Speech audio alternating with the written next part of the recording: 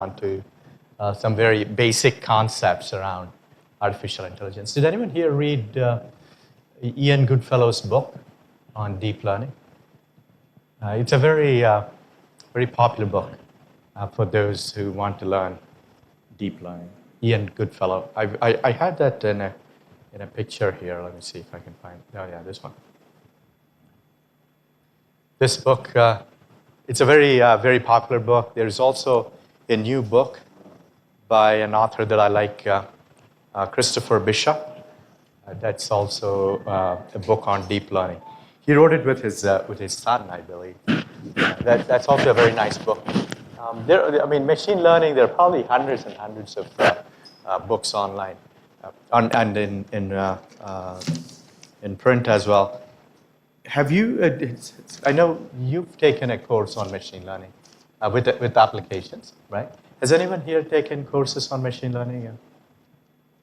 No? Okay. So for the vast majority, then my material is going to be new, which is good, and I hope you'll derive something new from what we're going to cover in the next few days. Okay.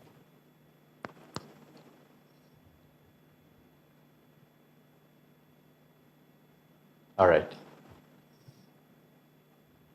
I just wanted to show you this this slide. Is there anyone here who reads articles by Thomas Friedman in New York Times? He's an opinion columnist. He also writes lots of books. I really like some of his work.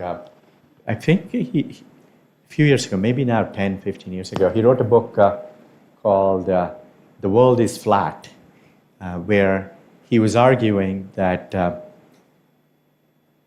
we are innovating at an ever-increasing pace. And I think that proved to be prescient, because now, 10, 15 years later, after he wrote that book, we are seeing exactly that. And if you look at this plot here, you will see that handwriting recognition, it's something that I used to use many years ago, 15, 20 years ago. And those softwares used to be really bad, right? But they were available, people were marketing them.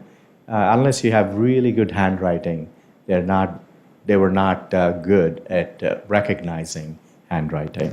So you see this red, is that red? Yeah, so the red or purple line here, that shows the development in the algorithms used for handwriting recognition. In perhaps 1995 or so, they were nowhere near the human performance level. Right? And over the years, people started fine-tuning and those algorithms, and perhaps developing new algorithms. And you see that these errors started becoming better and better and better. 2012, somewhere over here, is when the deep learning idea was introduced. And after that, you see that these algorithms have now become much better than humans. Okay?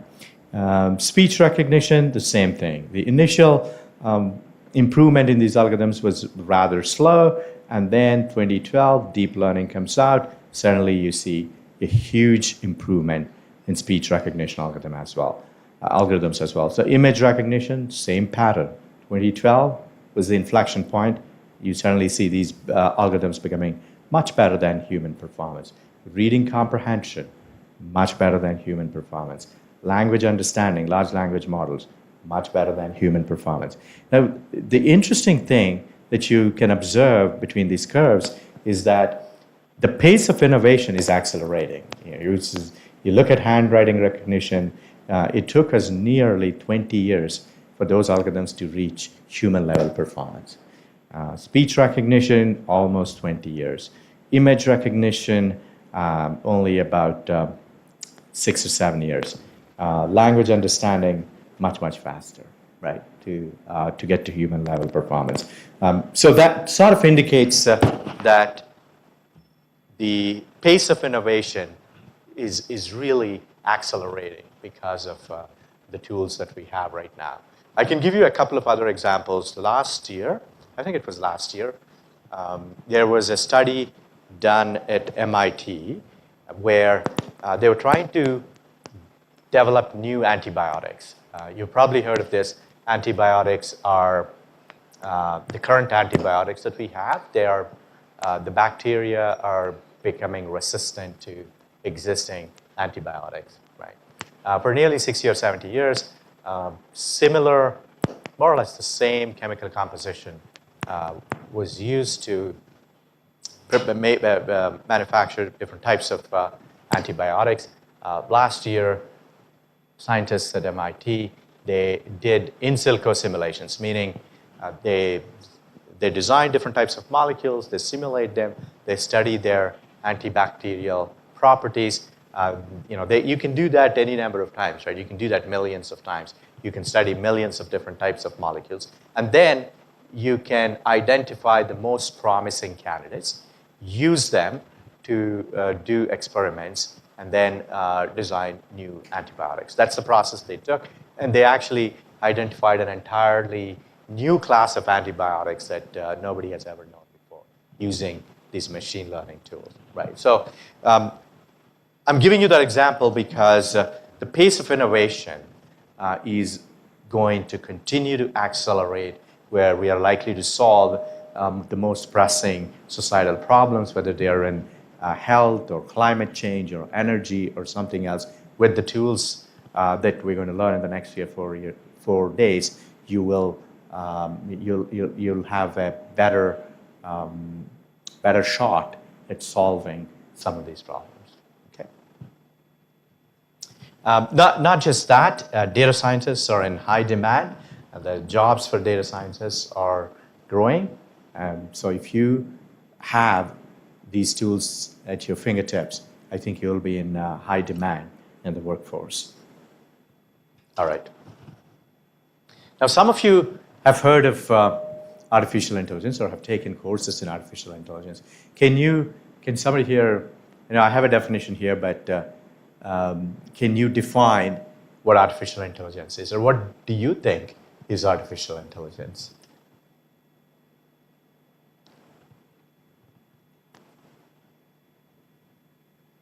When somebody says artificial intelligence, what comes to your mind?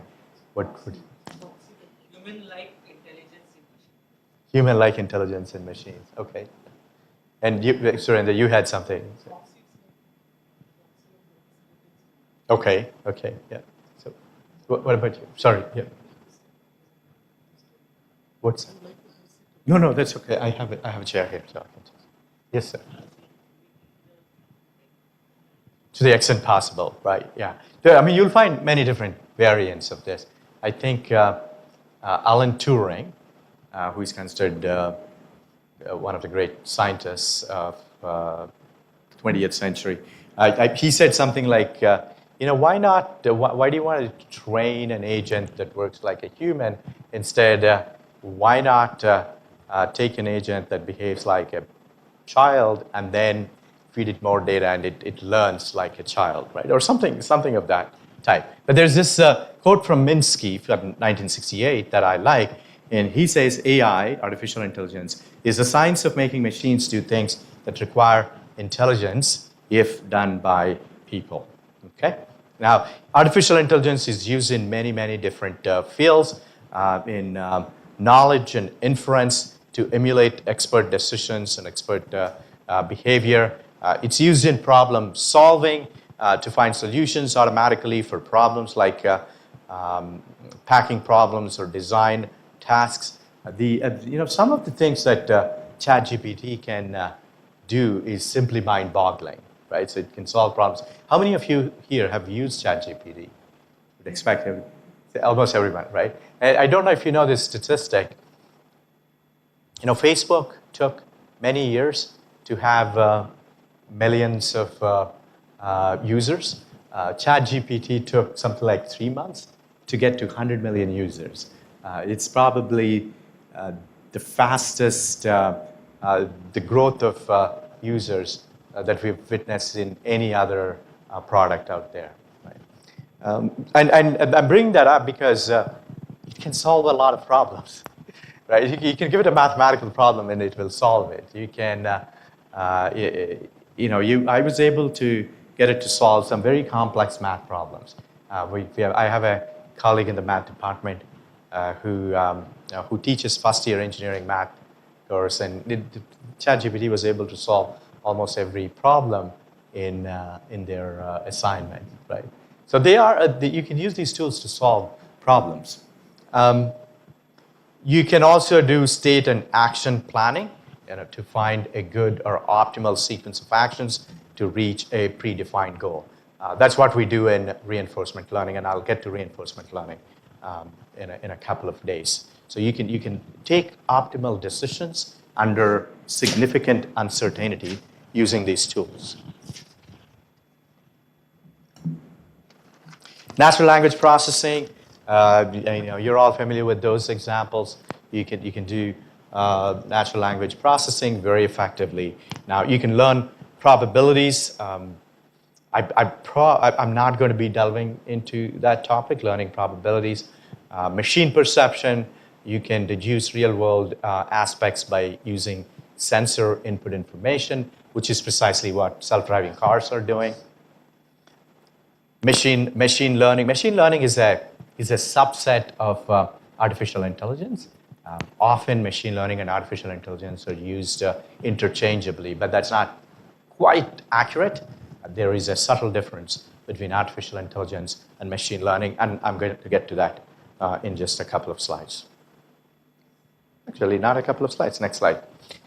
So what is machine learning and what is artificial intelligence? I have taken some of these pictures from Ian Goodfellow's book, which is, by the way, an excellent textbook if you want to get started on deep learning. The entire textbook, I believe, is available online. So you can just search for Ian Goodfellow, Deep Learning. The textbook is completely, all of it is available online. So, Ian Goodfellow, let me go back to this. This one.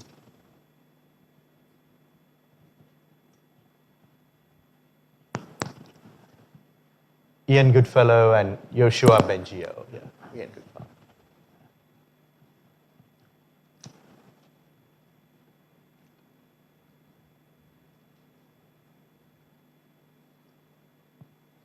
All right. Does anyone know the difference between machine learning and artificial intelligence?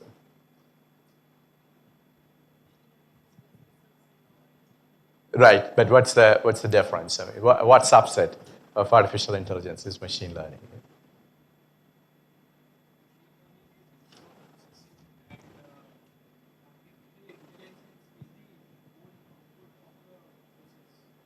Mm-hmm. Mm-hmm. Any other? Yes. Go ahead.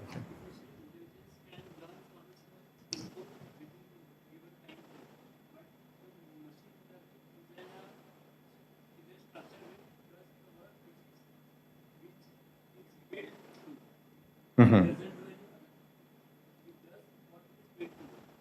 Right. Okay. Well, these are overlapping sets, right? So machine learning, everything that's machine learning is also artificial intelligence, right? But not all artificial intelligence algorithms are considered machine learning. And I think the difference, the way I understand it, is artificial intelligence as a phrase has been used since 1950s or so. And during that time, scientists have tried to imitate human behavior through a wide range of algorithms. And a lot of those algorithms are based on logic, right? So for instance, they would create a program that will do this if this is true, or do that if that something else is true, right? So it's sort of logic-based, but it would function like humans to do a certain task. And those are not, there's no optimization involved. You just create some logic and you get your program to execute that logic in the way that a human would do, right? So that's how artificial intelligence really started. And then over a period of many decades, scientists have been able to formulate more rigorous mathematical optimization problems to achieve similar results, sometimes better results than logic-based code, right?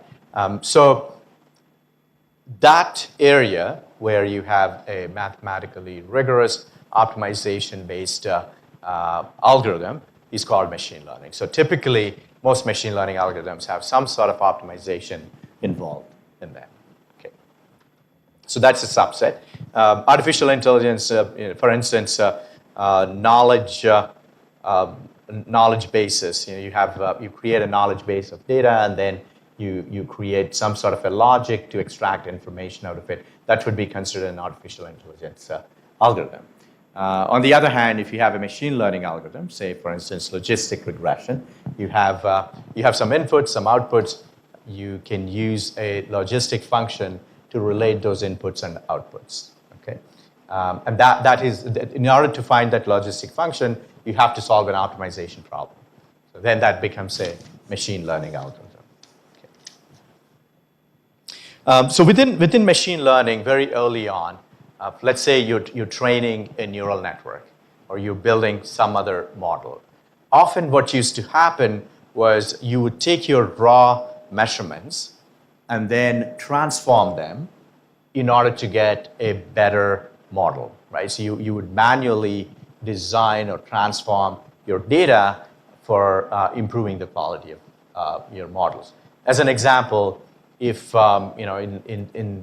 you have a reactor, you have some temperature measurements, etc., and you're trying to build a model, often logarithm of the exponent of temperature would function as a better proxy for the original measurement, which is temperature, or some other functional form of your measurements would function better in terms of building your models.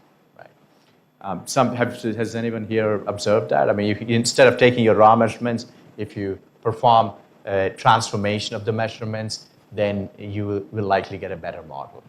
Okay, you'll find it in different engineering disciplines. If you use the original data, original measurement, you may or may not be able to fit your data really well. But if you make a logarithmic transformation and then fit the data, you sometimes get much better results.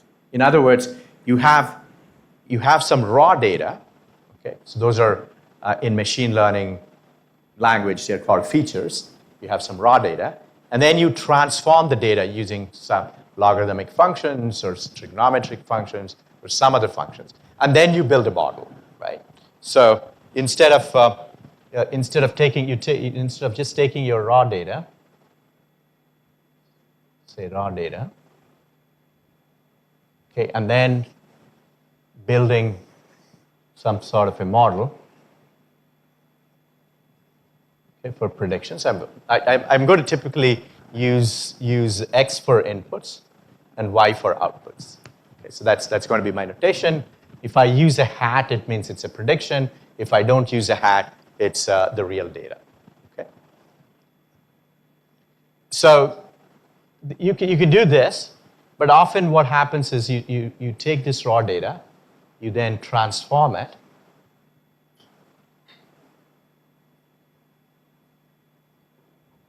and then you build a model.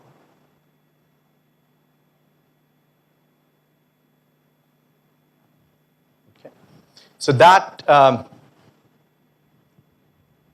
this model, if you know how to find these transformations, is going to be better. And I have a very simple example from Ian Goodfellow's book that will illustrate why this transformation is useful sometimes when you build these models. Okay. So a subset of machine learning algorithms are what are called representation learning.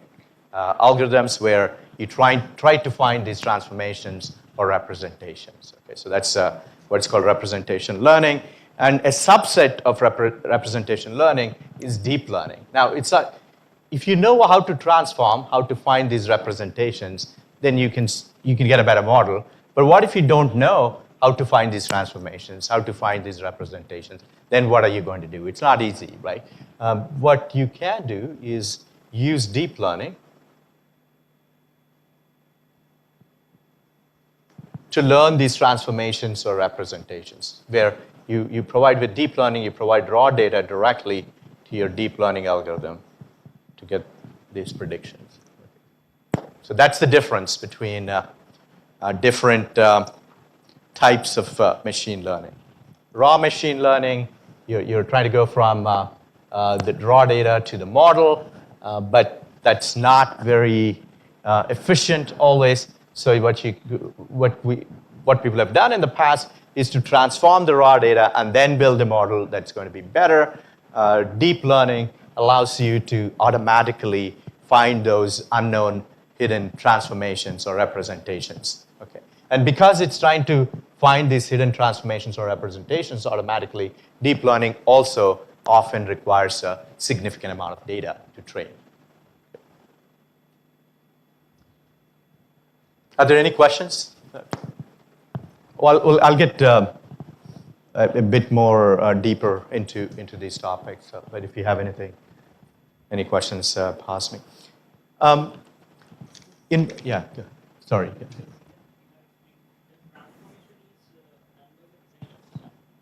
Typically, in the past, we used to handcraft these transformations or representations. Yeah.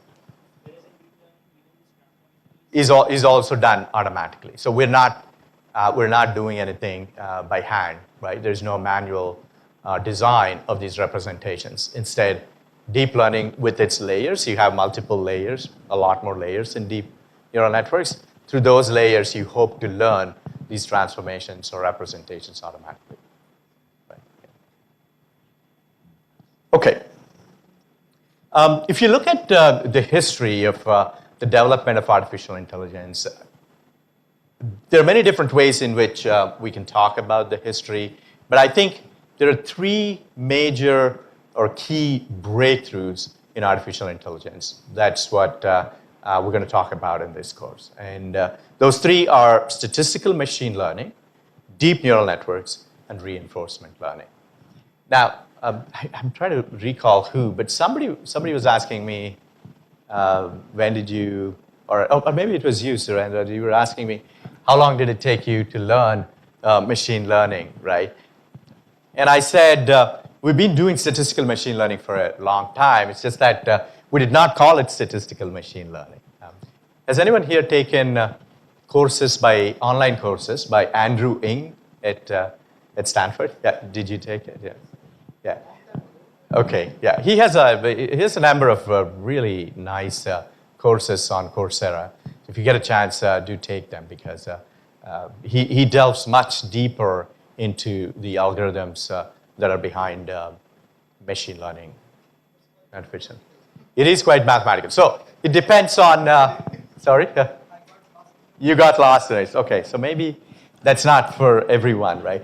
It depends. As I said earlier this morning, if your goal is to do research, fundamental research in artificial intelligence, then you should watch all of those videos. But if your goal is to be able to identify machine learning problems, formulate machine learning problems, pick the right tool to solve those machine learning problems, then you don't have to go so deep under the hood, right? You have to understand what type of problems are out there, what type of tools are out there to solve, and maybe a little bit about the algorithms, because you do have to fine-tune certain hyperparameters when you use those algorithms, right? So if you don't know what those hyperparameters are, then you might run into problems in using those algorithms. So you have to be a little bit careful. But his courses are really nice, and I've watched them myself many years ago.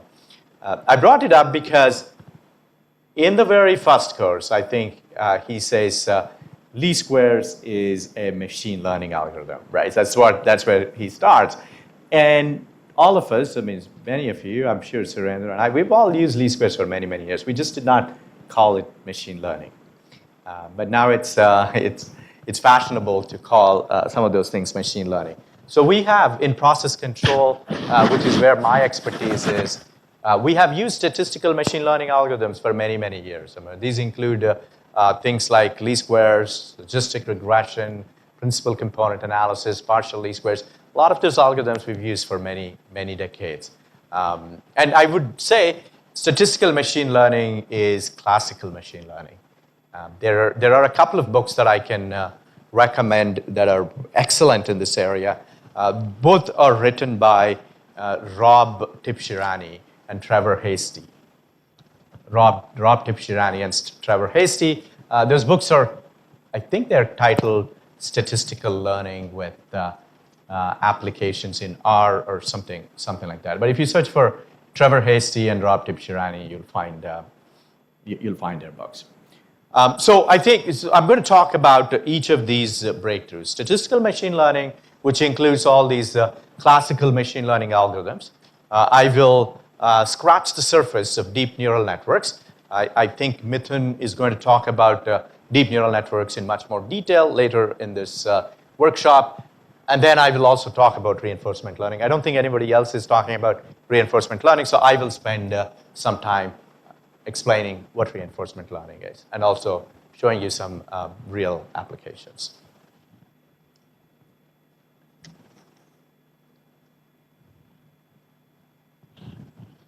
Okay, so let's start with statistical machine learning. So do some of you know supervised and unsupervised machine learning? Okay, so would you like to tell us what you know about supervised and unsupervised machine learning?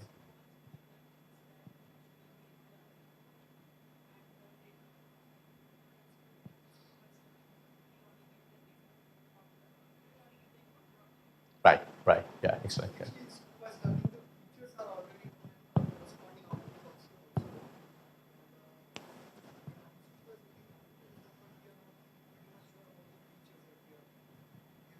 Right, yeah. So let me draw a picture here for you. Can I erase? Oh, okay.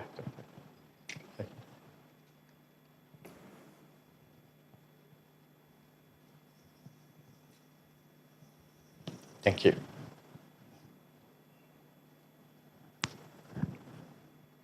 Thank you.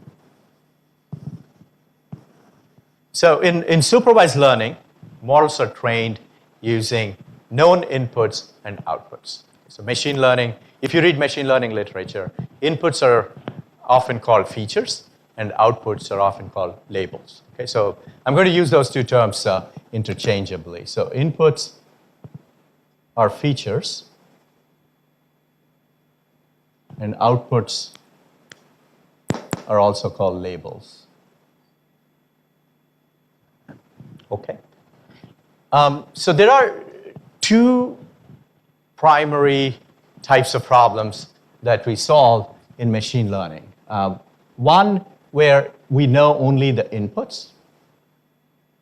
We don't know the outputs. An example, can one of you give me an example of unsupervised learning? So if you only use inputs and you have to build a model, then that's called unsupervised learning. If you use both inputs and outputs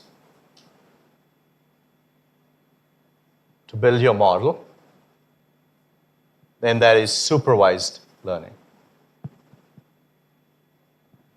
Right? Can you think of examples of supervised and unsupervised learning? Sorry? Stock market prediction. Why is it? What's your input, or what are the features, and what are the outputs or labels?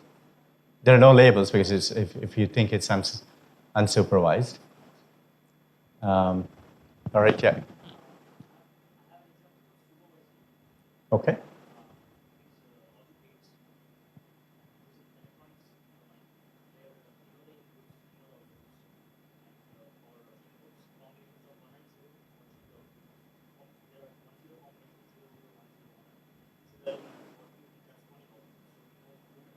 Right. Okay, yeah. I mean, I think that's a good example. So you know both the inputs as well as the outputs. So that's an example of supervised learning. Yeah.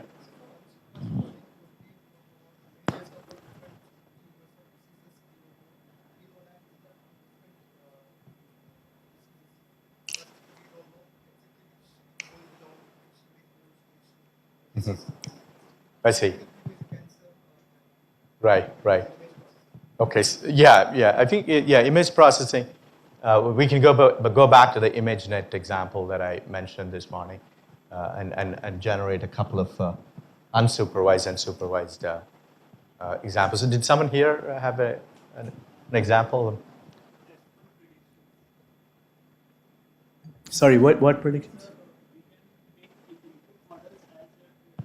track condition and output is how car is performing on those tracks. And we can combine both of them to make a final model which will show how car is going to perform throughout the day. I see. Okay.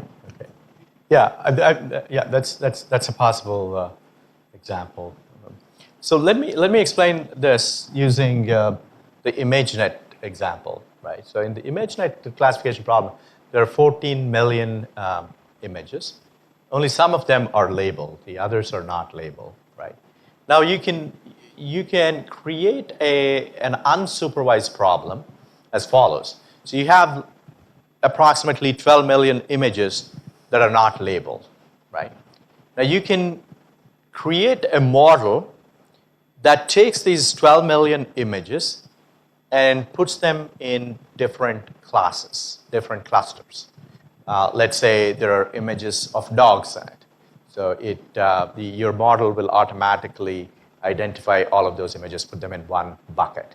And then there are images of cats, and it'll automatically cluster them together because those images are similar, right?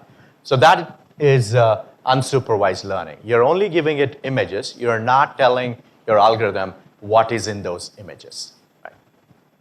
You can also build a supervised model with those same images, but then to build a supervised model, you not only need those images, but you also need someone to label those images. So each image has to be labeled. If it has a cat, you have to label it as an image with a cat, right? Or a dog, or whatever, or some other object, a bus, a car, etc. So you have to manually label those images and then create both the inputs and the outputs. Okay, so you then build your model to predict outputs for new inputs.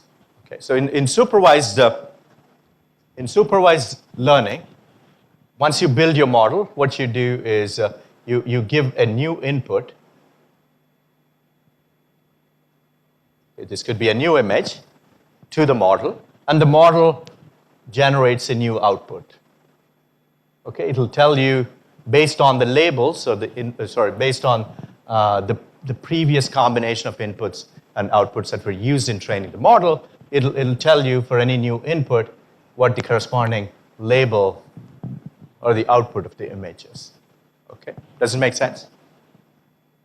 If you are to do unsupervised learning on the same set of images because you don't have a label, when you give it a new input, so when you build your model basically, when you give it a new input, it will tell you if it belongs to some cluster 1 or 2 or 3 or 4, etc. So that's all it will tell you. It doesn't have labels, right? Hopefully, your model is good enough to put all cats in one cluster, dogs in another cluster, and so on, other objects, buses, cars, etc. Right? So when you give it a new input, it automatically figures out to what cluster it belongs to. So that's unsupervised learning. Okay.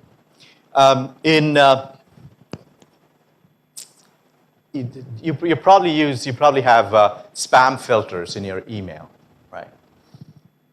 Some of those spam filters have unsupervised models. Sometimes, some email clients, I don't know if the ones that you use have this feature, but they ask you to label emails as junk if you think they're junk, right? So that sort of labeling helps whatever algorithm is running behind the scenes to improve the model and get those labels to work much, much better. Okay. So you can do both the unsupervised learning and supervised learning in sorting your email into legitimate email and spam email.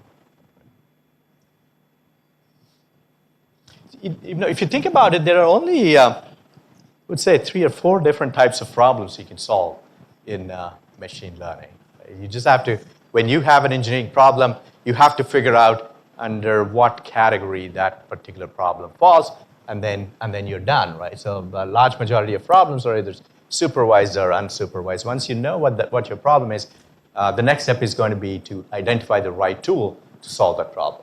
Right? There are lots of tools already in Python, MATLAB, etc. Applying the tool is not that difficult. Okay. So machine learning broadly can be classified into supervised learning and unsupervised learning. In supervised learning, we not only have features, but also labels that come with the data. In unsupervised learning, we just have features, but there are no associated labels. Okay. There are 2 big ideas behind supervised learning. One is classification, the other is regression, and we're going to talk about both of those approaches perhaps tomorrow. Unsupervised learning, the primary approach is what is called clustering. So you have some data, you have to identify data that are similar to each other. Classification, in classification and regression, you need the labels, not just the features or the inputs, but also the outputs or the labels in supervised learning. Okay. Yeah.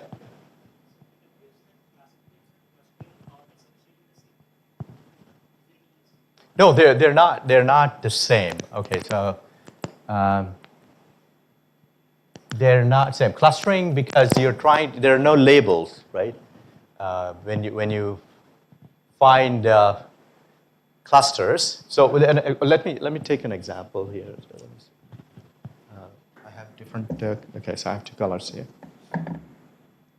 So let's say you have some data. Okay, so X. 2-dimensional data. And some data points are blue, and some are black. Okay?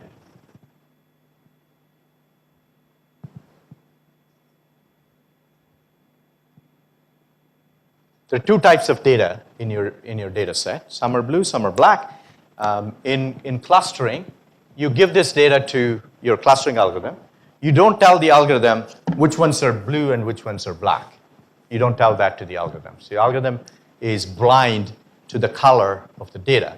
You just give all of this data to your algorithm and ask it to find similarities between the data.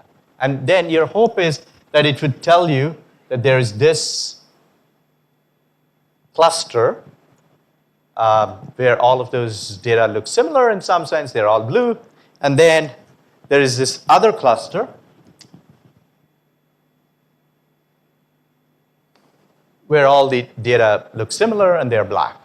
Okay, so that's clustering. You're not telling, when you do unsupervised learning or clustering, you don't tell the algorithm that there are black and blue data points. You don't tell it. It has to figure out automatically that there are black and blue data points. Yeah.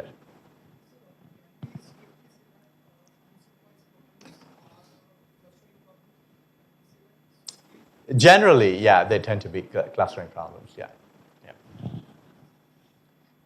In classification, what we do is we tell the algorithm that these are the blue data points, okay, and these are the black data points. The algorithm knows that there are two classes, blue and black. That's it, right? So you tell it that there are this many clusters, and you expect the model to predict to which cluster any new point belongs to. Okay, in clustering, I may have confused clustering and classification. Clustering is an unsupervised learning algorithm where there are no labels.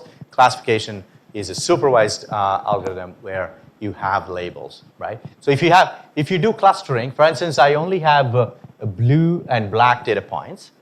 When you're given the data, you don't know how many clusters are in your data.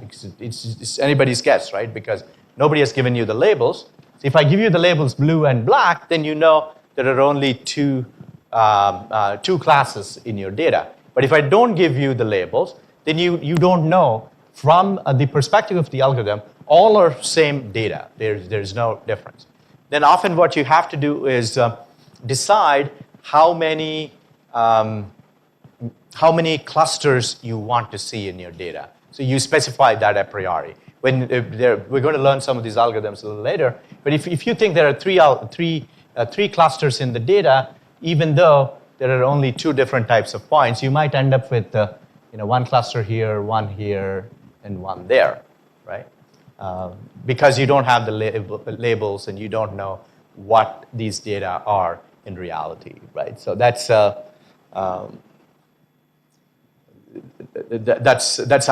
number of clusters that you choose in building these models is a hyperparameter. So you decide how many clusters you think there are. There are ways in which you can choose those automatically, but typically you decide how many clusters you think they are, or how many clusters you want to separate your data into. Did that answer your question? Yeah. Okay. Any other questions? No? Okay. Now you'll see that under each of these problems, classification, regression, and clustering, you'll notice that there are many, many algorithms to solve these problems, right? So if you take classification, support vector machines, discriminant analysis, Bayes methods, nearest neighbor, etc. There are lots of methods for classification problems. There are also, similarly, many different methods for regression, linear regression, SVR, GPR, ensemble methods, decision trees, etc. Clustering, again, there are many methods, k-means, C-means, fuzzy C-means, hierarchical, Gaussian mixtures, hidden Markov models, etc. There are many different ways or many different algorithms that you can use to solve these problems. Okay. But you'll notice that at the bottom, I've used neural networks under each of these classes of problems. You can solve classification problems using neural networks. You can solve regression problems using neural networks. You can solve clustering problems using neural networks. Okay. And now with deep learning and lots of data, you can essentially have a single algorithm solve all of these machine learning problems. Right? So you don't have to pick and choose. I have a very interesting plot that I picked from Andrew Ng's course on the performance of these algorithms compared to neural networks and why deep neural networks appear to perform far better than some of these algorithms.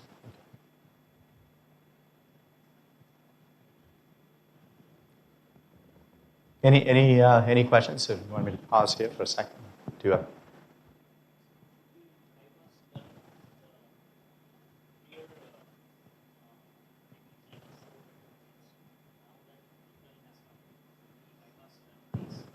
Yeah. I mean, that's a good question, right? So I don't think deep learning is the answer to every problem, even though it can solve some of these problems. And in fact, we published a paper a few years ago where we tried a wide range of deep learning tools on a certain problem.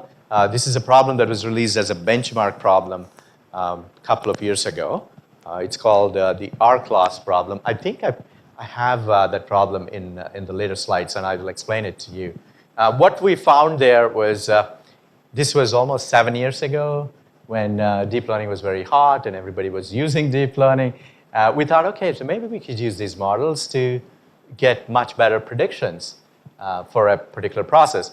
We tried that. We tried many variants of deep learning, and we were surprised to find that simple logistic regression performed as well as deep learning, right? So I would, in the interest of having a less complex model, you might want to just choose logistic regression when if it's doing as well as a deep learning model, right? So I think if you want to automate some of these processes where you don't want any human involvement, right? Then you may want to find an algorithm, a universal algorithm that solves every type of problem out there. Then you might want to pick deep learning, right? But in in other situations where simplicity is important, you might want to first try simpler algorithms and see if they perform as well as a deep learning algorithm. Right? So, yeah, I mean that's a good question. Why don't we just stick to this and ignore all of these algorithms? Now, these algorithms, each of these algorithms here, they were developed perhaps with a particular nuance in the problem, right? In the classification, regression, or clustering problems. They all have a certain strength, an area or a type of problem where they are good at, right? But if you have, and the other problem with using neural networks is you often need a lot of data, right? Significant amount of data. In engineering problems, data is expensive.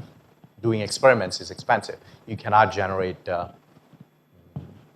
any amount of data that you need. If it's images, for instance, you can generate lots of images. There are lots of images out there. It's not expensive. I was listening to a talk by somebody at Stanford a few years ago, maybe now, where they were using machine learning tools to build models on a certain physics experiment.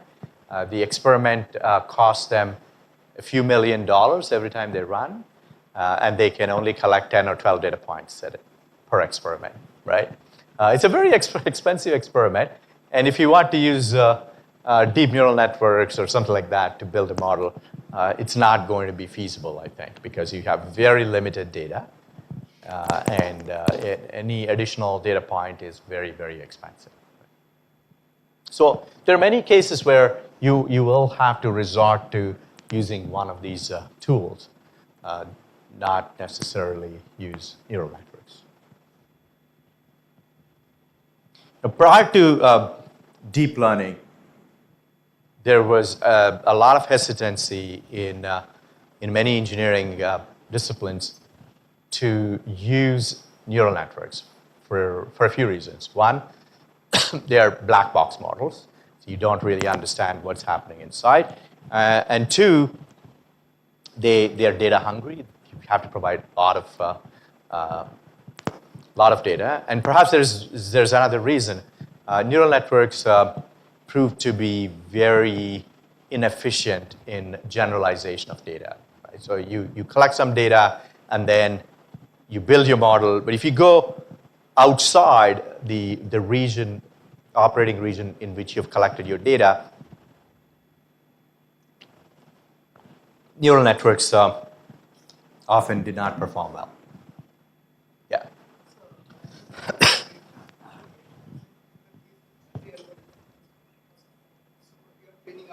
Right.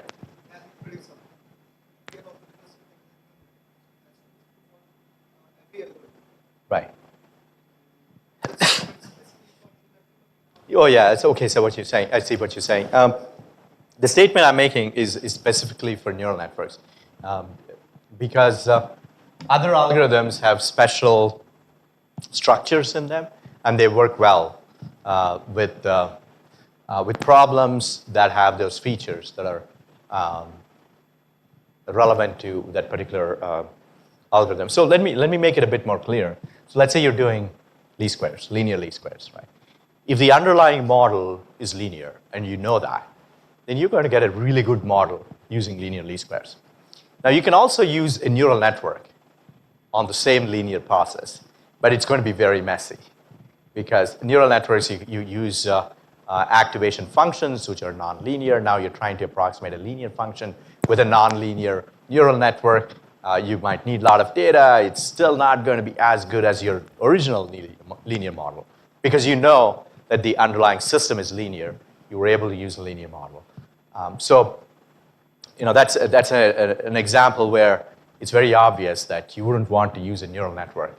And in fact, you'll probably find that despite giving it a lot of data, it will not perform as well as a linear model, right?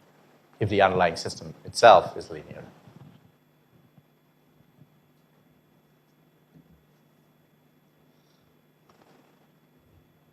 So that is, those are the list that you see here are what I would call statistical learning approaches. And a lot of these algorithms were developed in the 80s, in the 90s, and into the 2000s, right? And I would call them classical machine learning algorithms, and all of them involve, or a majority of them involve some form of optimization in them. So you formulate a problem, for instance, take support vector machines, it's actually an optimization problem. We'll get to that in a few days. And it's true with other algorithms as well. K-means, it's not an optimization. I mean, there is some form of optimization in many of these methods. Okay.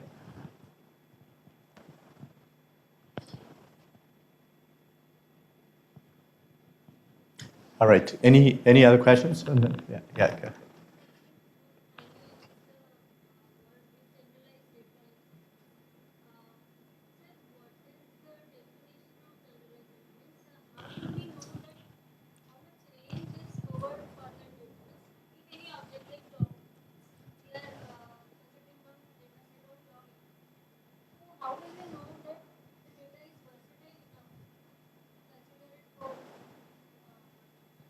Right.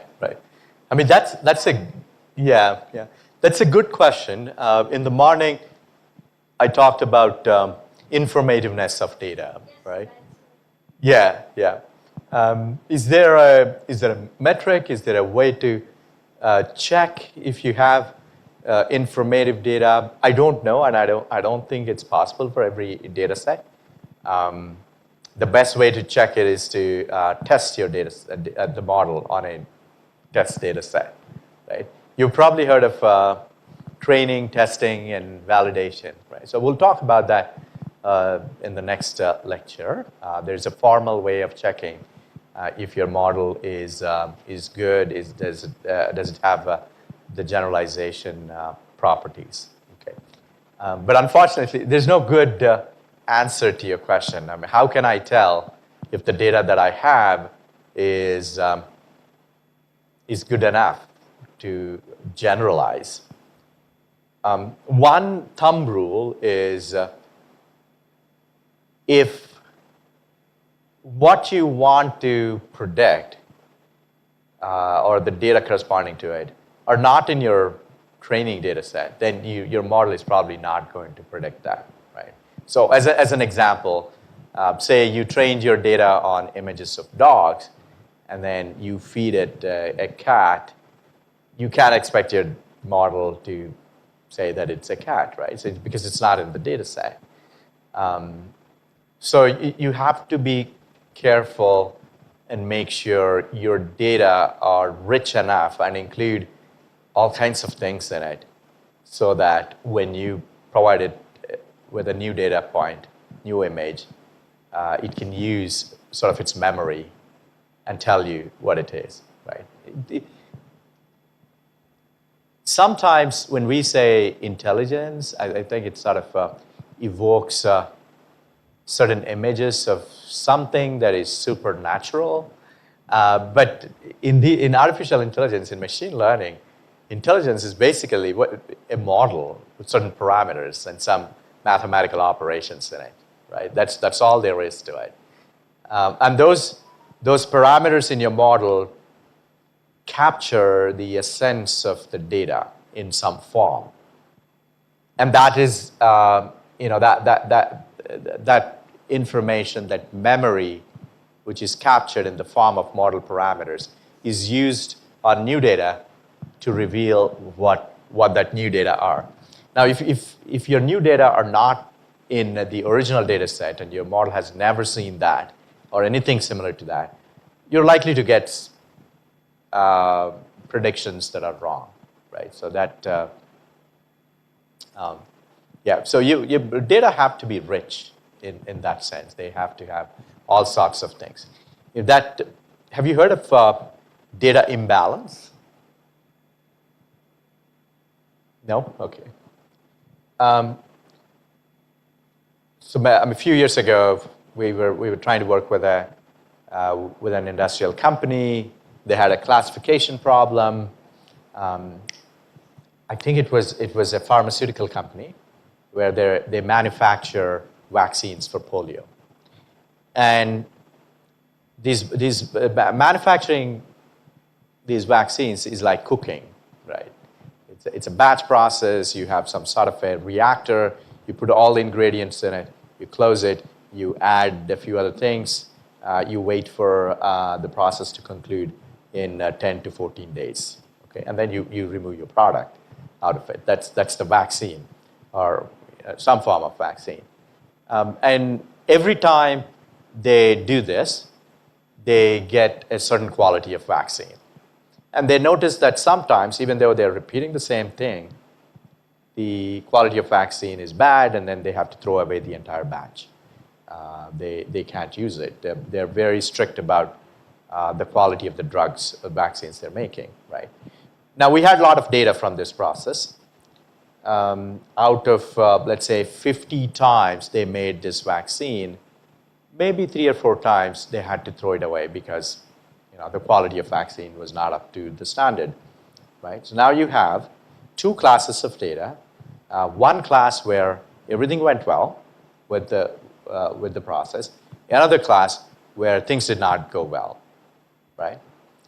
So roughly, let's say 97% of the data are from the normal process where everything went well. 3% of the data is from abnormal process where something went wrong.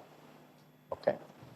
Now, if I ask you to build a model, a classification model that tells me, given a data set, whether it's a normal data set or an abnormal data set, what would you do?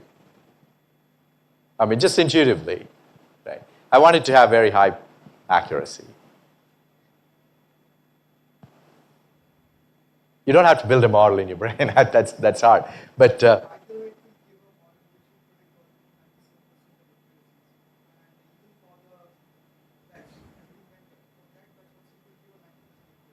right.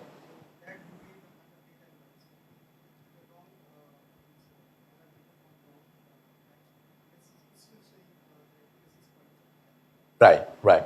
Yeah, so, I mean, this is sort of exactly what one of my students did. He came to me running and he said, now I have a model that predicts with 97% accuracy that whether a batch is good or bad, right? So a simple model could be, you always say your batch is good, right? You're going to be correct 97% of the time, but that's not useful. You really want to find those batches that are abnormal, right? That's where the real value is.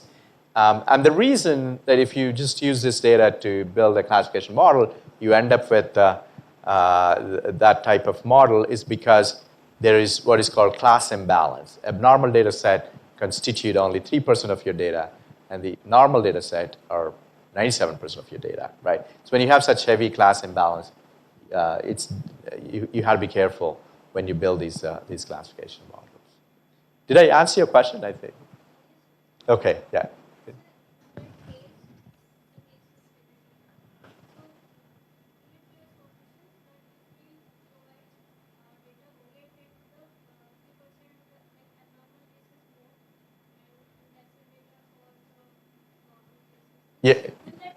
Yeah. So, I mean, I think that's more or less what is normally done. So when you have such huge imbalance between classes, you throw away some good data, reduce that so that there's some semblance of balance between the 2 classes, and then you build a model. Right? Yeah. Otherwise, you can always say it's a good batch, and you're going to be correct 97% of the time, and it's a good model, right? But that's not really what you're looking for. You want to identify the other class, the abnormal class. Oops, sorry, I think that's my phone. I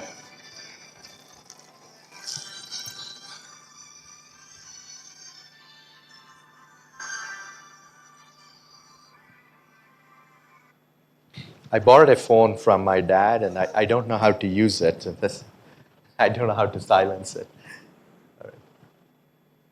Okay, so the first group of algorithms or class of algorithms that I talked about are statistical machine learning algorithms. And those algorithms have been developed over the last 3, 4, maybe 5 decades, right? They've been around for a very long time, although we were not calling them machine learning algorithms, including least squares, right? So that's the first major breakthrough in statistical machine learning. Some support vector machines and a few other algorithms that I listed there. They're a bit more recent. Least squares, of course, is very old, but SVM and a few other algorithms are a bit more recent. They came about in 1990s and early 2000s, et cetera. The second major breakthrough, I talked about this briefly earlier this morning, is deep neural networks. Right? I had a plot. Yeah, I want to start with this, and I'll go back to. Maybe I should just go in the order in which my slides appear here. Okay, so the second breakthrough is deep neural networks. Deep neural networks.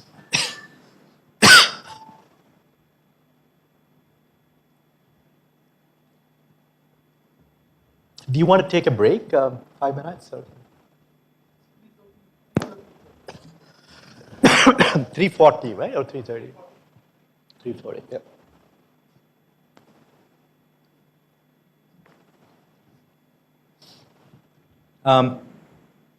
So neural networks, deep neural networks are not new. This is a plot from Ian Goodfellow's book. They existed for nearly 80 years in one form or the other. They used to call them cybernetics, connectionism, neural networks, etc. The popularity, this graph here shows the frequency of the word or the phrase cybernetics, connectionism, neural networks are used over many decades. So they're all very similar, but right now we use the word neural networks to describe this particular type of machine learning model. And we are able to do deep learning or build these neural networks with a lot more layers right now because of the growing data sets. And you'll see here that in the 1900s, there were some data sets that were available for building models. This criminals data set that only had about 1,000 data points. And with time, you will find the proper legend for this graph in Ian Goodfellow's book. But the point that I want to illustrate here is that with time, we start generating more and more data. Right? We have enormous volumes of data right now that did not exist a century ago. Right? You see this tremendous increase in the amount of data that is available. These are different benchmark data sets that have been released by various researchers. And as I mentioned earlier this morning, you'll find a lot of these benchmark data sets, some really cool benchmark data sets on Kaggle.com. It's also a website that's used by researchers to post benchmark problems. Right? If you have some interesting data set, you want people around the world to try using that data set to solve a certain type of machine learning problem, I believe you can post it here. Lots of people post data sets here in different disciplines for anybody to access and solve and showcase their models. I talked about this ImageNet breakthrough this morning, so I'm going to skip this slide. It's very similar. And during this time, it's not just that the data that is available to us has increased, but we've also built neural networks with more connections. Okay, so I will talk about neural networks in a bit in greater depth, but neural networks typically have these neurons. You can think of them as small mathematical functions. Those are connected in different ways. What this graph shows is the number of connections per neuron that people have used to train models. In 1960s, for instance, you had very few connections per neuron. And with time, we now have models with millions and billions of connections. Sorry, not billions, but thousands of connections with per neuron. This line here shows number of connections per neuron in a fruit fly. It's about 100. In a mouse, 1,000. Humans are somewhere over here. We have a lot more connections per neuron. Now there are models that are approaching the average number of connections per neuron in humans. Okay, so we are able to, and that's possible because we have that computing power that I talked about this morning, GPUs and all that stuff. We have the computing power to have more connections per neuron. That's why we're able to do that. And to go with that, we also have these larger data sets. This graph here shows the number of neurons in models. That again, sorry, I don't have the legend for these numbers. Each of these numbers represents a well-known model in the literature. Okay, but the point that I would like to highlight is that over the years, the number of neurons in these models have also increased quite dramatically. So humans have 10 to the power of 11 neurons in them. So this cluster over here, this is right now this is a bit old, almost 10 years old, shows some of the larger models that humans have built with that many number of neurons, 1 million neurons.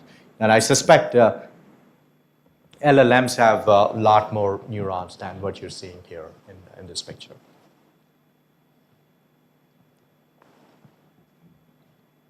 So what are deep neural networks? I'm going to do a very high-level introduction to deep neural networks. Later in the workshop, one of our colleagues from University of Alberta is going to talk about deep neural networks in much more depth.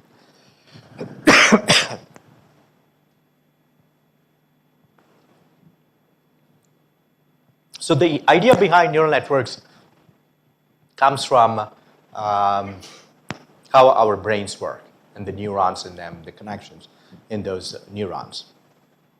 A single neuron in a neural network is essentially a mathematical function. So let's say you have 3 inputs to a neuron. You find a linear combination of those 3 inputs. In this case, U1, U2, U3 are your inputs. Linear combination of those is W1, U1, W2, U2, plus W3, U3. W1, W2, and W3 are some weights that you have to calculate, you have to estimate.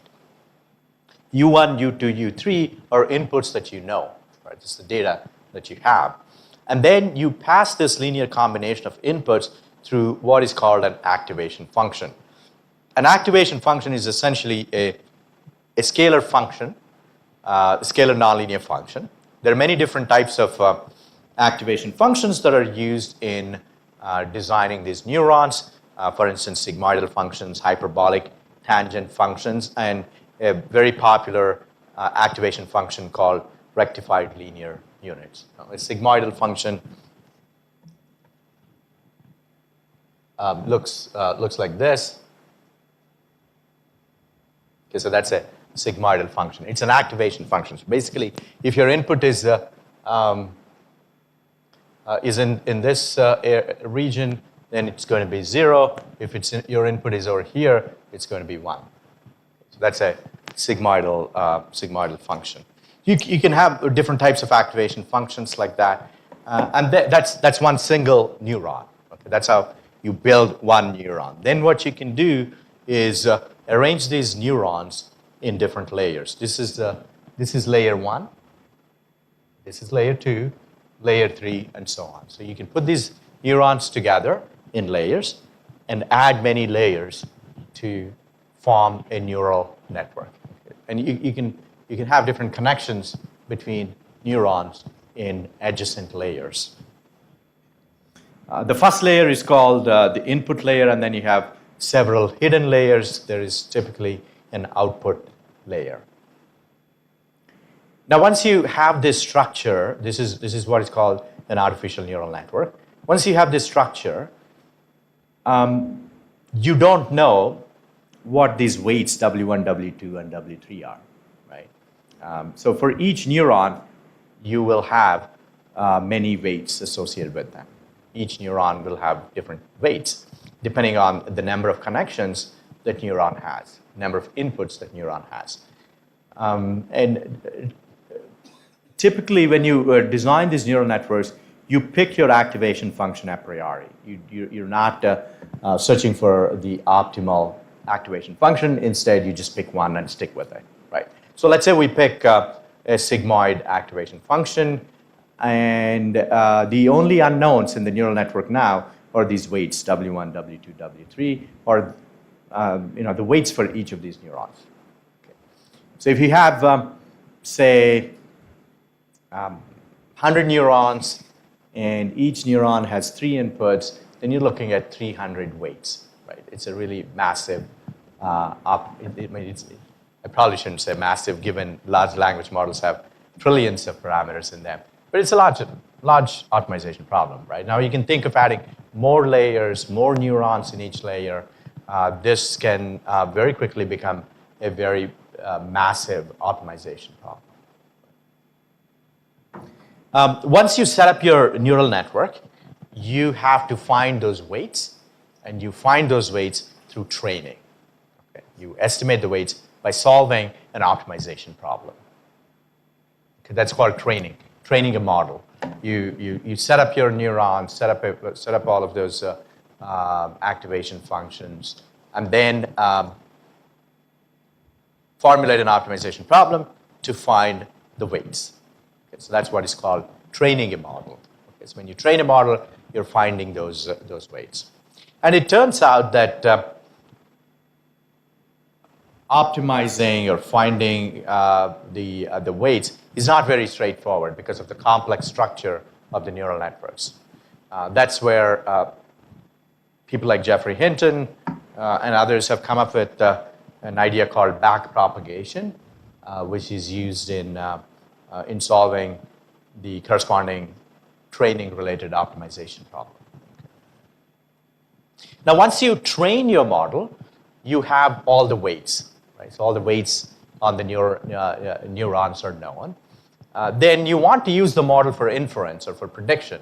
Then all you have to do is provide it the inputs. The weights are all there. You just have to calculate the linear combination with respect to the weights for each of those neurons, pass it through the activation function, generate an output, and then you move on to the next layer and so on. Okay. So that's called prediction or inference, where you use the weights and inputs to estimate the outputs.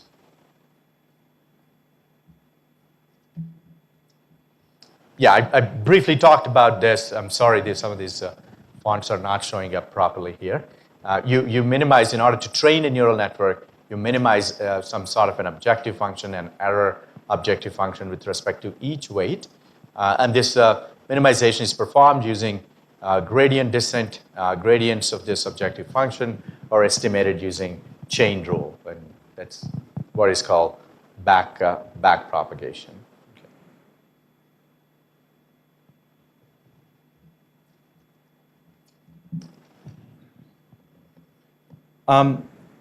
The vanilla artificial neural networks, the one that I showed you earlier, are difficult to deal with when you have temporal data, meaning time series data.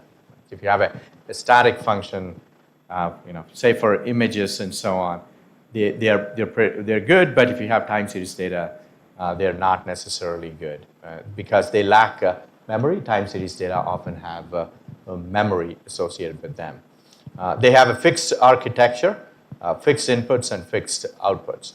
So this is what you see at the top is a simple artificial neural network, and you can sort of in the picture at the bottom, I'm representing each layer with a color-coded rectangular box. Okay, so it's the same thing. This is a simple artificial neural network, and this is also what is called a one-to-one recurrent neural network.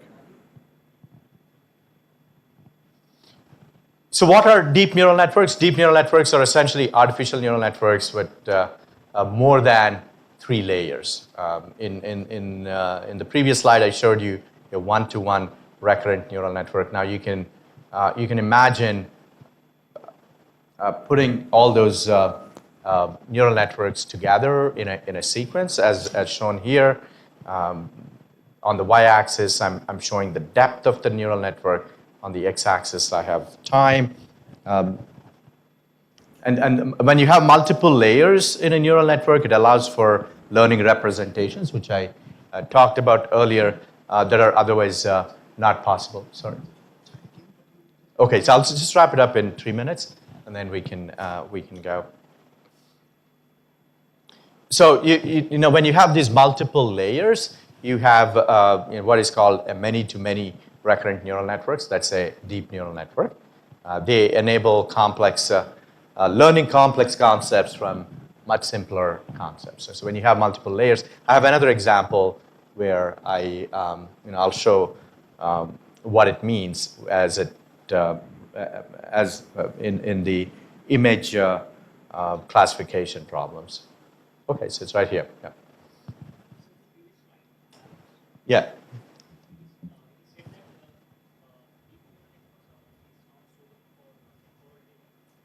No, the vanilla artificial neural networks with the one that I showed you earlier.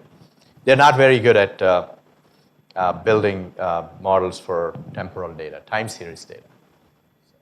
Recurrent neural networks they represent time series data much better.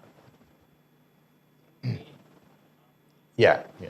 So if you have time series data, you don't want to use this structure. You want to use this type of a structure. Your recurrent neural network. Yeah.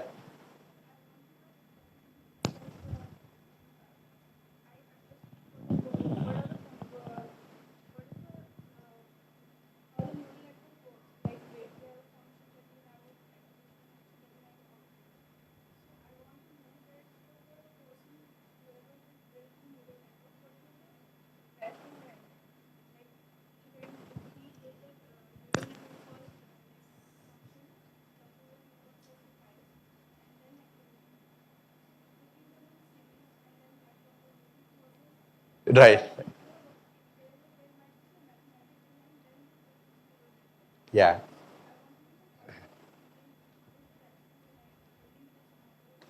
Yeah. But great question. You know, I often wondered how are people coming up with these different structures. You'll be more surprised. Yeah. So you'll be more surprised when you see a convolutional neural network, right? Or long short-term memory, LSTM neural networks. They're all they are used for time series modeling, not convolutional neural networks, but LSTMs and recurrent neural networks. How did somebody come up with these ideas? I think there was a lot of trial and error, right? These are not ideas that came about in an afternoon. Somebody thinking about it and generating these ideas, right? They actually tried many different things, many different structures through experience and the learnings from those experiences. People have fine-tuned these structures. So a good example is convolutional neural networks. Have you seen convolutional neural networks, the structure? It seems very weird that somebody would come up with a structure like that, right? But the person who came up with this structure was giving, or somebody closely related to somebody from University of Toronto, who was at least tangentially associated with developing convolutional neural networks. He gave a talk at my university, and I asked him, so how did you come up with this structure? It just seems quite arbitrary, right? And the response was, we did not come up with this in one day, right? It took many, many years of fine-tuning. We ran into problems and errors with different types of images. And then those errors helped us develop some intuition into what we need in the networks. And that's how we came up with these different structures, right? If you think about large language models, they have a very unique structure. The neural networks that are used in large language models have a unique structure. It's called transformers, right?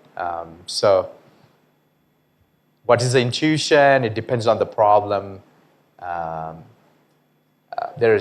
So in this case, in recurrent neural networks, in the picture that you see here, the intuition there is when you have time series data, there is perhaps a static model underneath that is repeated again and again. So it's an example. So if you have an engineering system, a dynamic system, you can write it as follows, plus some noise, yt equal to g xt ut plus some noise. Okay, so this function is not changing. A lot of time series data are generated by, this is called a state space model.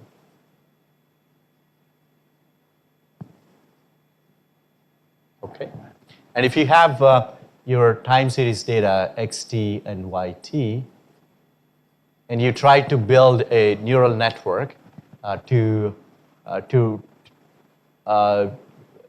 predict yt from all of these xt, you will not, off-the-shelf neural network will not do a good job because this state space model has memory in it that your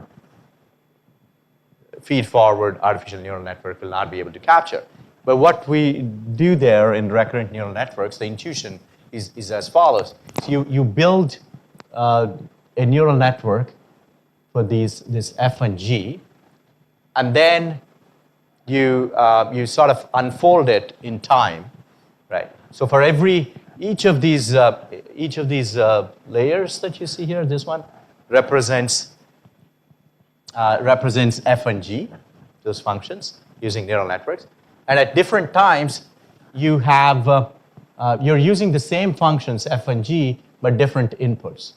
You know, when x is 1, the input. So let me try to draw the same picture here, but differently. So F and G.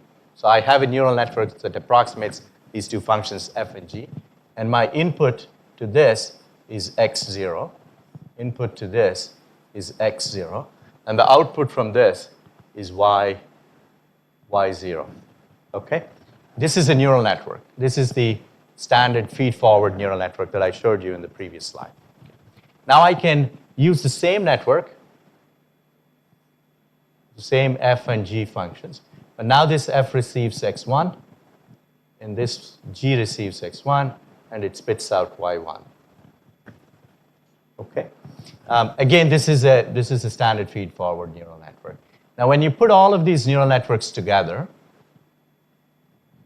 then you have your recurrent neural networks, and that's the intuition behind recurrent neural network. And you can perhaps provide similar intuition to different types of neural networks, including large language models and so on, convolutional neural networks. Euler method.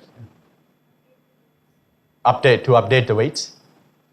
I'm sure there are lots of optimization methods. Gradient descent is the most popular method. You can imagine these large neural networks have hundreds of thousands or maybe millions of parameters. So there are efficient ways of using gradient descent methods. For instance, stochastic gradient method is a very popular method for training neural networks with millions of data points. Does it answer your question? Okay. All right, we can pause here. There's more that I'm going to cover tomorrow. All right, thank you. Appreciate it. Yeah. We'll have a tea right now.